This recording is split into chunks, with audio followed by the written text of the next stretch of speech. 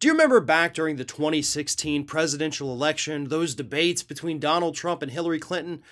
Well, think back to that for a minute.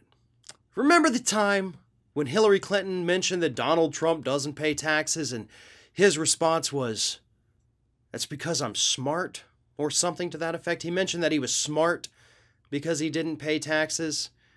Yeah, that was in the fall of 2016, and then, of course, as we all know, last week, his business got indicted for a scheme to not pay taxes.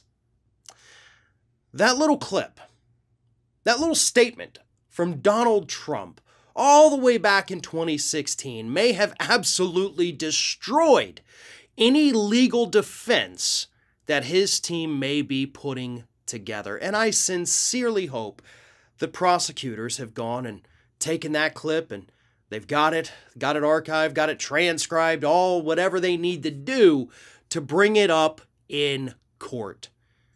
Because here's the thing, we knew all the way back then, and the guy admitted it, that for some reason he wasn't paying taxes, but he said it made him a smart businessman, not a corrupt one. Well, now we're understanding just how corrupt your company was. And again, when you boast about not paying taxes, then 5 years later your business gets popped for not paying taxes. Yeah, it's not that difficult for everybody to put the pieces of that puzzle together. And I think that's one of the biggest things we need to be focusing on in the wake of last week's indictment. Donald Trump admitted he doesn't pay taxes. And now his company's indicted for not paying taxes. A conspiracy to not pay taxes. Yeah, that's not going to play well in front of a jury. It certainly is not going to bode well for your legal defense when you've already admitted that it makes you smart to not do the thing you might end up being accused of doing.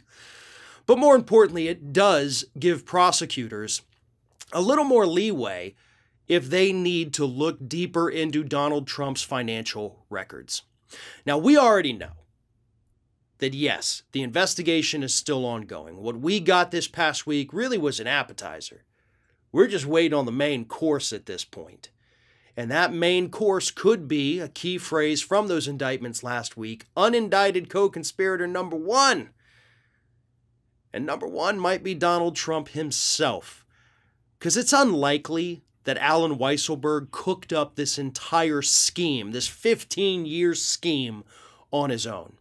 Right? He was able to cook his own books, cook the books at the Trump Organization. My God, the guy would have to be some kind of, tax criminal mastermind in order to pull this off.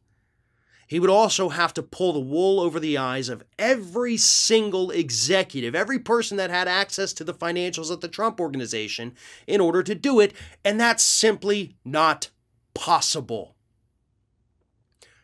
I don't think Trump's boast from 2016 was just him bragging about being smart. At this point, it almost seems like an admission that something wasn't right.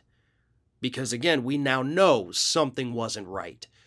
But let's also not forget for a second that those prosecutors in New York do have their hands on Donald Trump's personal financial records.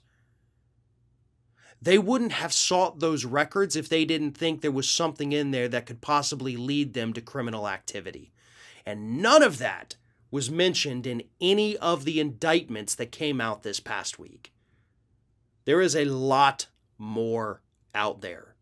And eventually, we're going to find out exactly what all that is. And, of course, we're going to find out who unindicted co-conspirator number one is.